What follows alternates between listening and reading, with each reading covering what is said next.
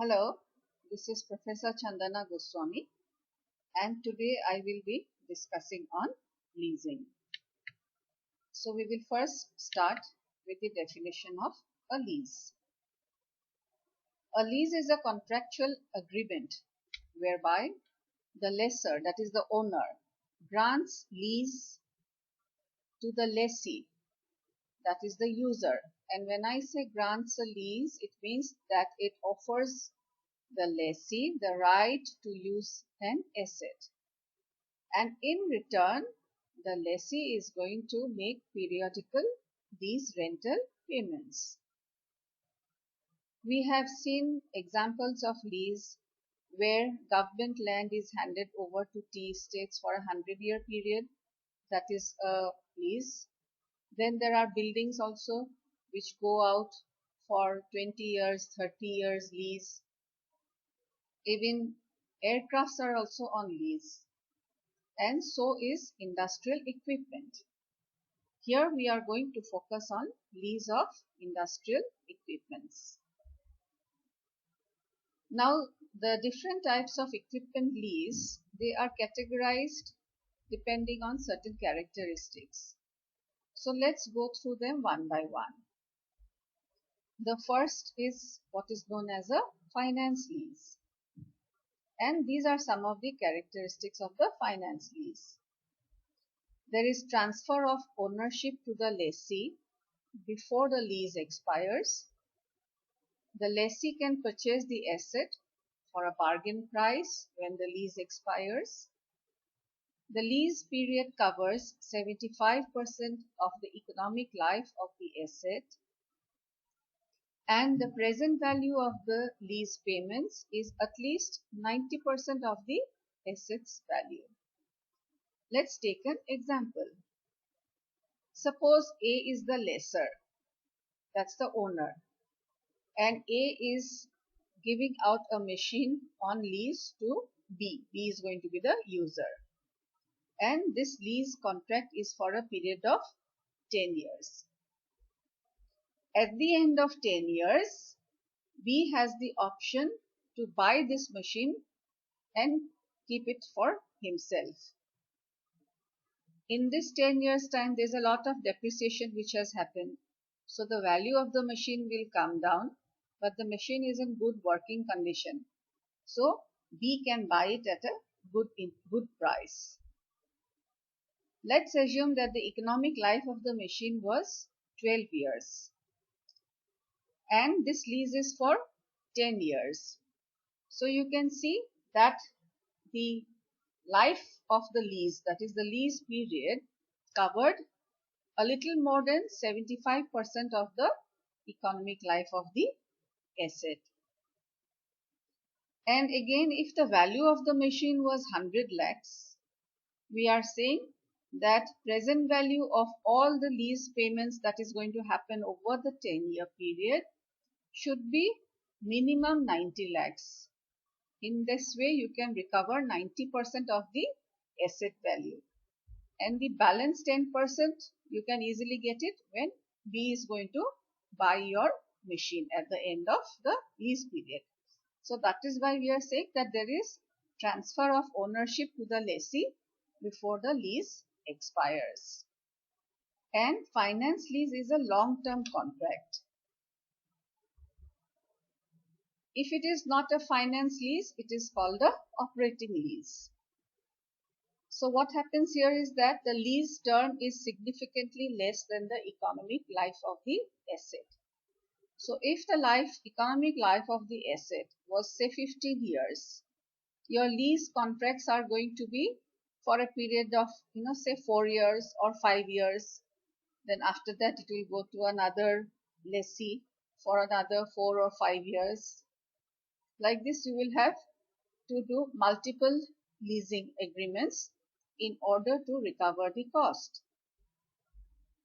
Here the lessee enjoys the right to terminate the lease at a short notice without any significant penalty. And the lessor provides operating know-how and related services. The operating lease can be either a wet lease or a dry lease.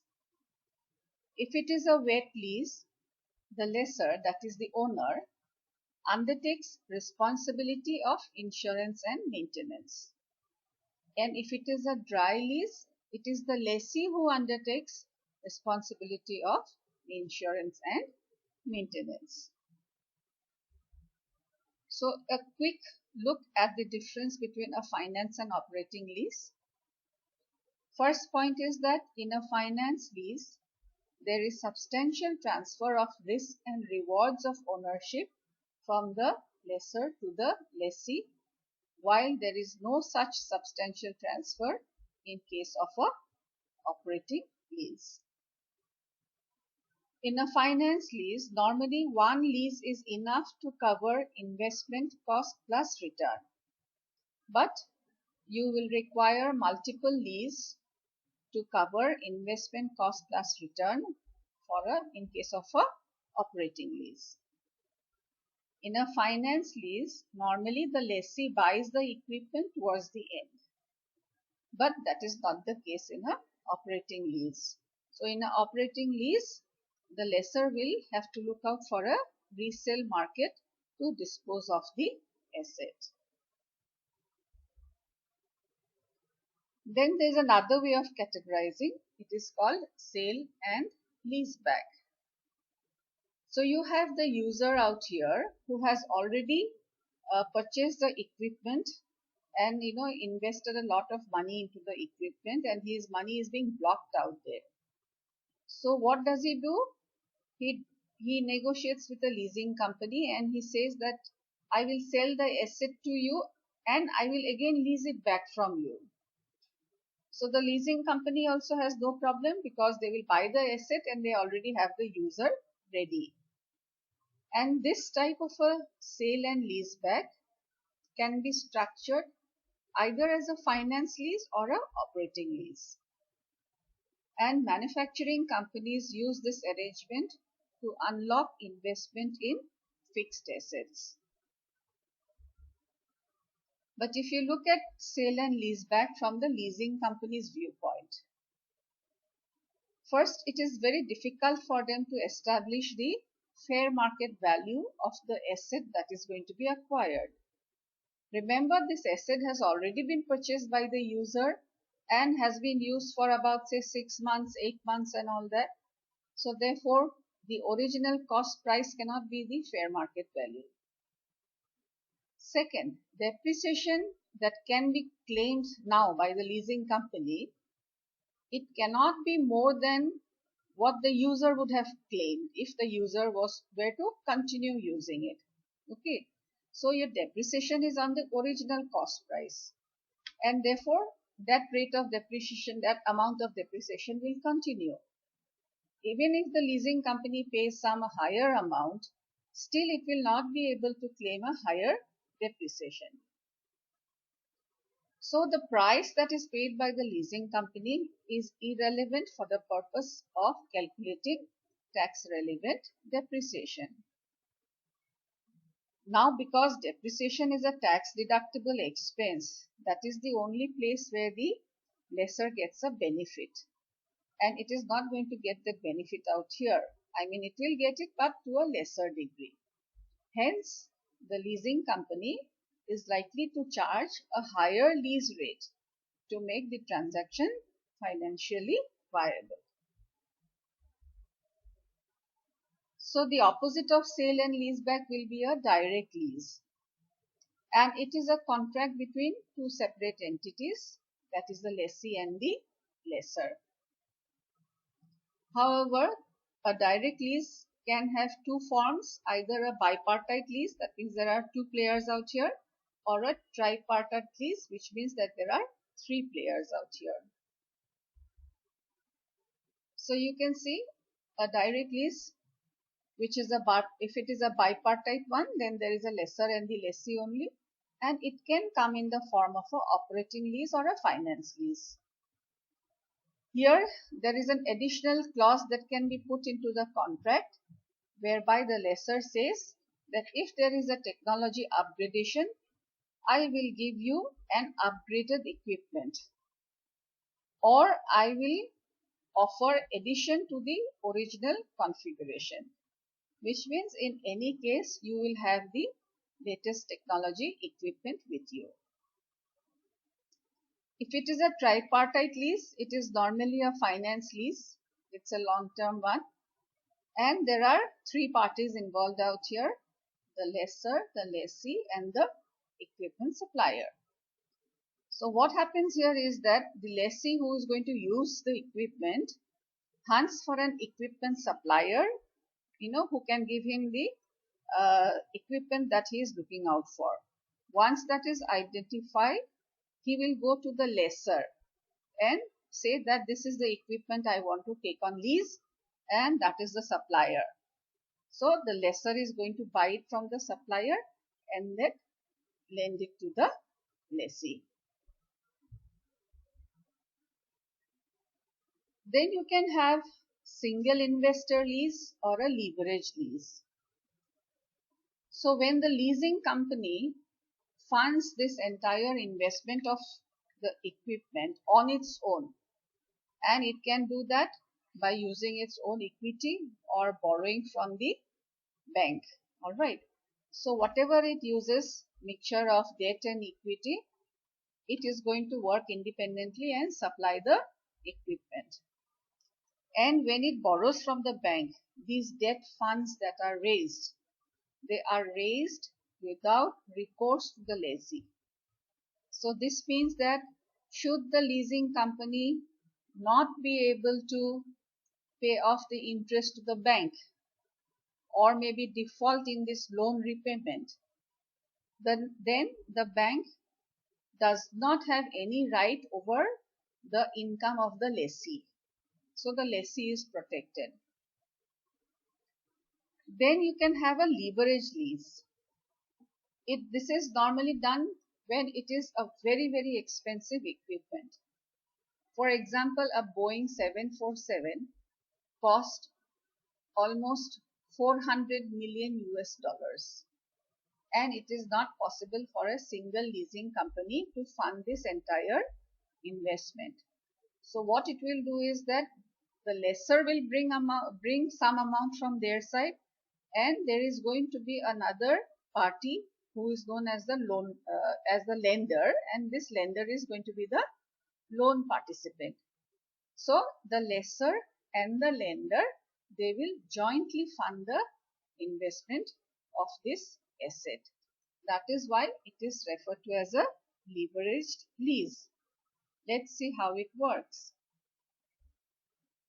You can see from this diagram that the lessor and the lender together, they will fund the asset to be leased. The lessee is going to pay lease rentals. From these lease rentals, a component will first go to the lender. Alright, so that is referred to as debt service. And the balance amount that is left will go to the lessor. So this is how a leverage lease works. Another way of categorizing is that it could be a domestic lease or it could be an international lease. So if all the parties, that is the equipment supplier, lessor, lessee, or maybe the lender also, if they are all domiciled in the same country, it is a domestic lease. But if any one of the parties are domiciled in a different country, it becomes an international lease. International lease is subject to two additional risks. One is a country risk and the second is the currency risk. A country risk can arise from political situations. For example, if the government changes and this government is not in favor of the foreign government, then there could be economic risk that your economy is not doing well. There could be tax risk that the tax rates have changed. Regulatory risk, certain rules and regulations of that industry have changed. So these are country risk. And the currency risk comes because of exchange rate fluctuations. And we know that exchange rate fluctuations affect the profitability. So if you have to summarize, you can see that the lease transactions, they had different names, terminology because of the variety, and the equipment lease transactions, they varied along the following dimensions. First, extent to which risk and rewards of ownership are transferred. Remember your finance lease and an operating lease. Second, number of parties to the transaction, if it's a bipartite or a tripartite. And domicile of the parties involved, whether they are all domestic players or there are international players. So having discussed the terminology, let us now understand the rationale for leasing. The first one says convenience. This convenience comes from the fact that if you take an equipment on lease and if the technology upgrades, you can immediately switch over to a newer equipment. Benefits of standardization. Because lease companies are in the business of leasing, they have huge access to all kinds of resources, and they can quickly work out a lease for you, and they have a standardized format for that, and you benefit by taking a lease. Better utilization of the tax shield. So when the lessor is entitled to depreciation, he passes on some of the benefits to the lessee also, and that comes out in the form of lower lease rentals. Fewer restrictive covenants. The alternative to leasing is borrowing and buying the machine. But if you borrow beyond your borrowing capacity, then the bank will put up restrictive covenants and your flexibility is going to be harmed. So instead, if you go for leasing, there are no such covenants that come into play. Lower cost of obsolescence, like I mentioned earlier, that when technology changes, you don't have to worry because then you can change the equipment and use a higher version of that equipment. Expeditious implementation. Your lease can be worked out at a very short point of time. And finally, matching lease rentals to cash flow capabilities. You can negotiate with the lessor, and for example, if you've just started the business and your cash flows are going to be initially of smaller amounts and then gradually grow over the years, you can negotiate your lease rentals also accordingly. You can ask them to charge you lower lease initially and gradually move to higher amount of lease rentals. Most people believe that leasing leads to conservation of cash because the lessee doesn't have to invest anything. So the lessee is not using his money and buying the machine and not blocking the amount out there. However, the same could have been achieved if the lessee had opted for borrowing and buying the asset. So if you go for borrowing also, then also you can conserve cash. When managers want to circumvent time-consuming approvals and procedures associated with capital budgeting, then they resort to leasing. Earlier, leasing was an off-balance sheet source of finance. So therefore, many people preferred leasing. But now, a finance lease must be shown in the books of the lessee. Let's move to mechanics of leasing. Number 1, legal aspects. We do not have any definite act in place regarding leasing. So therefore, we depend on the Transfer of Property Act 1882, Model Tenancy Act 2019, and also we depend on the Indian Contract Act 1872. We depend on the provision relating to bailment. So here what we do is that we treat the obligations of the lessor and the lessee in the same manner as we would do for the bailor and bailee. Lessor is the owner of the equipment, lessee is the user. Bailor is the one who delivers the goods, and bailee is the person to whom goods are delivered. So we are equating leasing with bailment. The lessor has the duty to deliver the asset to the lessee, to legally authorize the lessee to use the asset, to leave the asset in peaceful possession of the lessee for the agreement period. Now the lessee also has obligations, that is, to pay lease rentals as specified in the agreement, to protect the lessor's title, to take reasonable care of the asset, and to return the leased asset on expiry of lease. Second, let's discuss the contents of a lease agreement. So these are some of the contents that exist in a lease agreement, but this is not an exhaustive list. So what are the contents? Number one, description of the lessor, lessee and the equipment. Number two, amount, time and place of lease rental payments.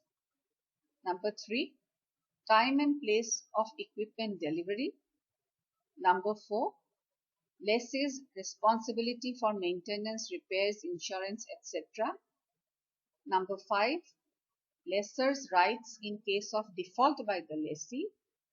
Number six, lessee's right to enjoy warranties. Number seven, variation in lease rental in case there is change in bank interest rates, depreciation rates and fiscal incentives.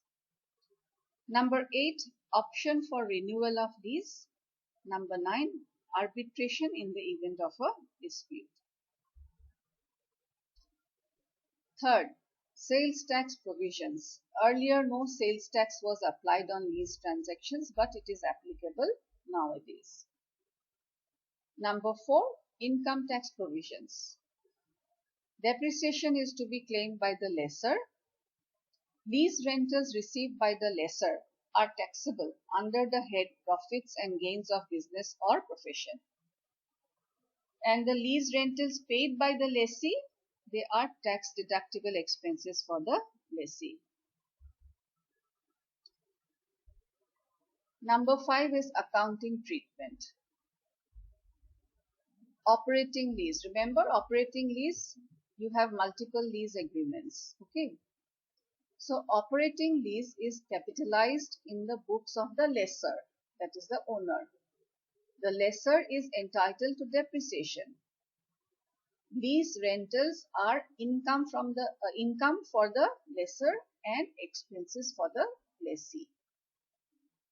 Finance lease. Finance lease, remember, it is a one-time long-term lease. So finance lease is capitalized in the books of the lessee, that is the user. The leased equipment is shown as an asset in the books of lessee. And how do you calculate the value of the asset? It is done by taking the present value of all committed lease rentals. So if the contract is for 10 years, you take all the present value for 10 years and that becomes your value of the asset. Next year, the value will decrease because you are going to take present value of the balance 9 years rentals. So if there is asset, there has to be a liability. The corresponding liability is lease payable. And lessee is entitled for depreciation. Can you see the difference? For operating lease, the lessor got the depreciation. For finance lease, the lessee, that is the user, is getting the depreciation. The lease payment that is done by the lessee is broken into two parts: finance charge, that is the interest, and the principal amount which is returned. This finance charge is treated as an expense in the profit and loss account, and the principal amount that is repaid is deducted from the liability. Number 6, procedural aspects. The lessee selects equipment as per his specification. So he goes to the equipment supplier and he blocks that equipment. Okay, he says, I am going to buy it. After that, the lessee will approach a lessor and negotiate terms and conditions. Then they sign the lease agreement.